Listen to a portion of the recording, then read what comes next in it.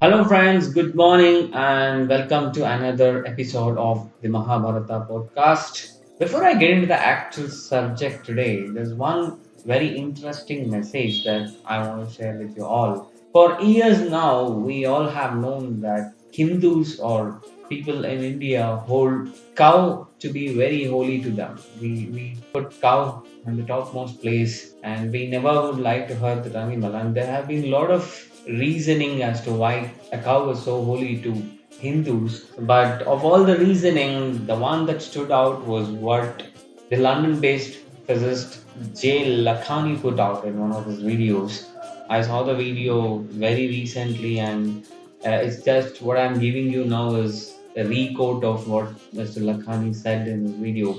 And this sounded to be the most practical and most realistic reasoning why cow is so holy to people who live in India. Human beings also started like any other animals. They were nomadics, they were hunters for a very long time, for thousands of years together.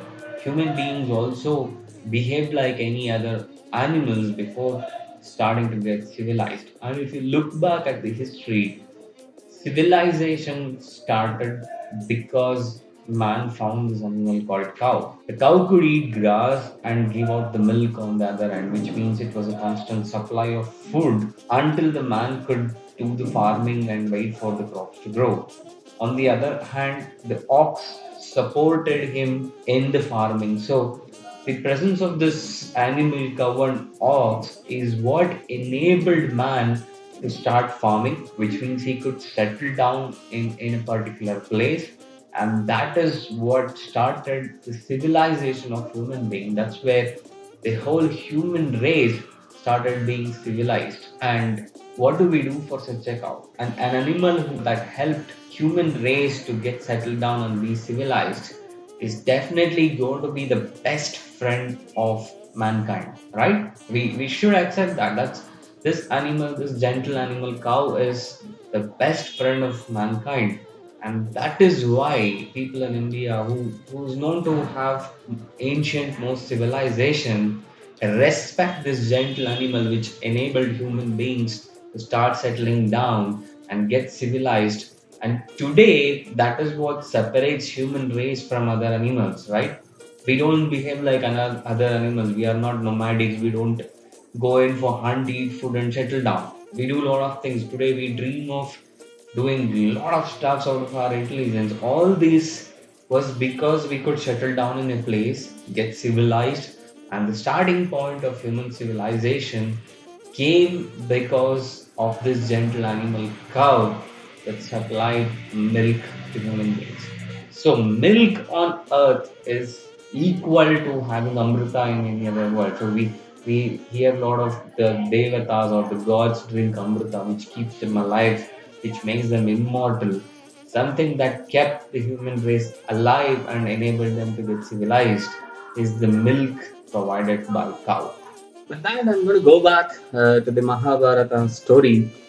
In episode 2, we spoke about how Ganga put 7 of her newborns into the river, and when she was about to do the same with 8th, Shantanu broke the promise he had made to her and stopped her only to realize that it was destined to be like that. Today we are going to speak about the story of the Ashtavasurs, why they got cursed, what made Ganga kill the newborns, and why did the 8th baby survive. Who are the Ashtavasurs? They are the members of Indra's cabinet. That's what they call. They are deities of Indra, but if I had to put it in the modern context, they're the member of Indra's cabinet, and they symbolize the 8 elemental forces that support life on Earth. Though there are quite different documentation about who symbolizes which, this is probably the most prominent list. It was Dhara, which was for support. Some say it was water, but it's support. Anala, meaning fire, or Agni, it's equivalent to Agni, which is fire. Anila, which is wind. Aha, which is space, and some documents say it is earth. Then it was Pratyusha, meaning light. Prabhasa, meaning brightness. Soma, the moon, and Dhruva, the star.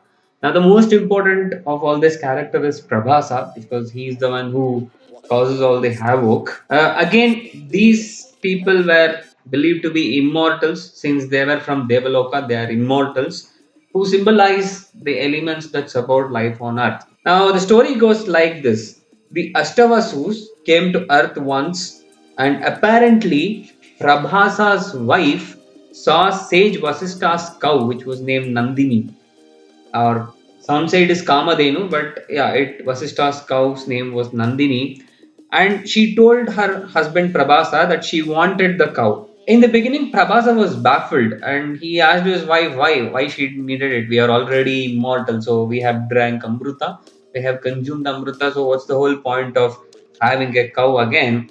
She said it was not for her, but for a mortal friend of hers. And after some time, finally, you know what will happen? The husband gave up, as always, irrespective of time and era and whatever. The husband gave up, and finally, Prabhasa agreed to steal the cow for her. And you know, men will be men. So he kind of gathered all other seven Vasus along with him, and they all agreed to be the partners in crime.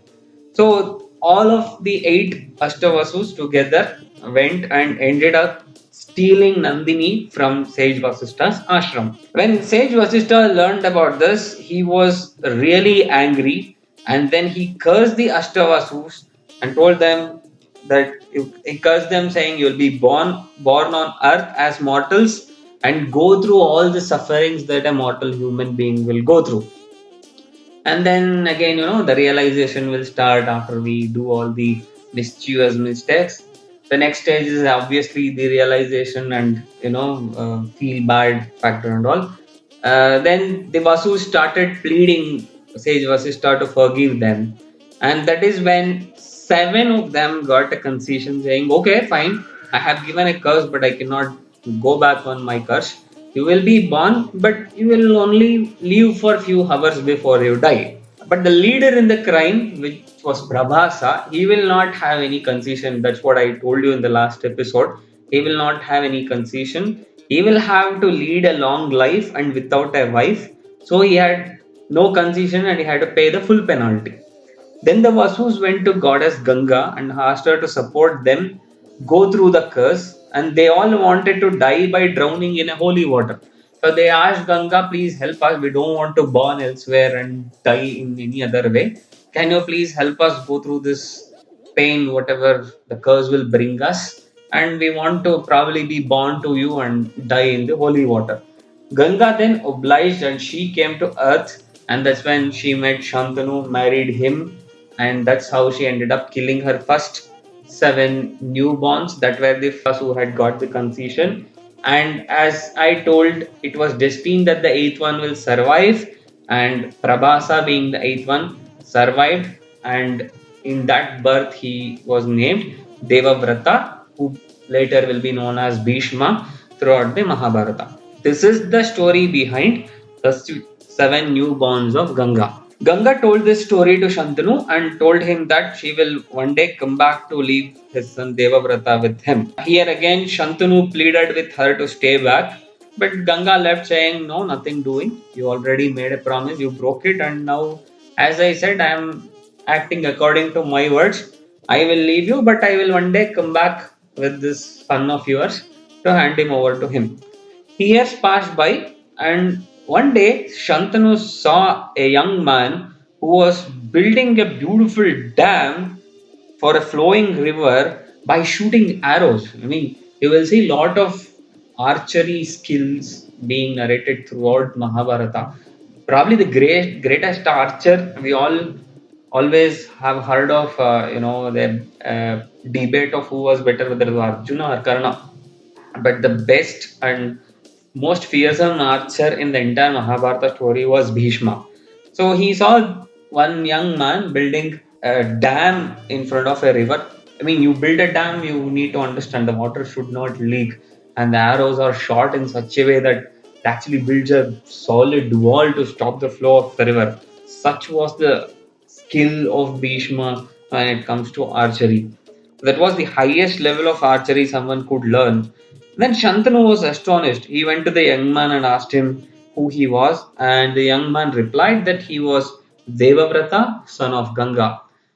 Just then, goddess Ganga also appeared, and she told Shantanu that Devavrata was their eighth son, and she has ensured to grow him up to be one of the greatest archer and scholar. And in fact, he was taught by all the greats. He was taught archery by Parashurama, and he learned all the scholarly skills from Vasishtha himself, and Shukra taught him about the science and physics of the entire universe, and he had learned from the greatest of the greats.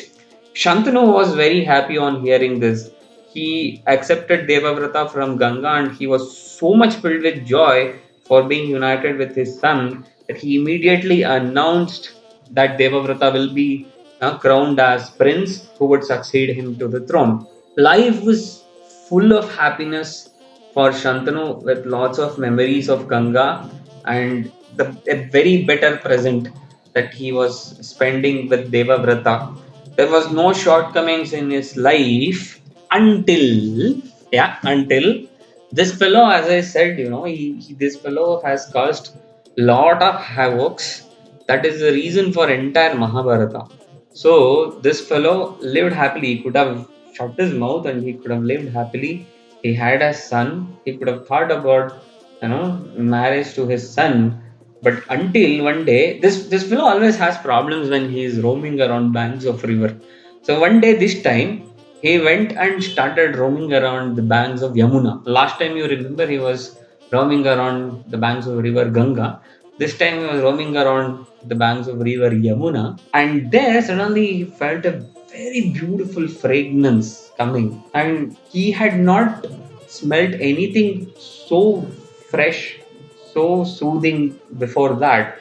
So he started looking for the source of that particular smell, where it is coming from, that beautiful soothing smell. So when he started looking out for the source, he finally ended up in front of a beautiful lady, and he realized that that soothing smell, beautiful smell, was coming from that lady. So who this lady was, what happened next, and what is the course the story is going to take from here, let's see this all in episode 4. The short episode I made because of lack of so much of time, and I had a bit of issues with my tools as well. So I finished this episode with this short story and a short continuation of Mahabharata, but I promise to come with a bit longer episode next week. Until then, have a nice week ahead. See you all. Bye bye. And thanks to all those people who have been listening to this, supporting me, and the people who have been sharing. Please do share it as much as possible. It is very important for us to keep this legend with us and pass it on to as many people as possible. So, well, once again, thanks a lot. See you next week. This is your friend Shankar Narayan signing out from this week's episode of Mahabharata. Thank you.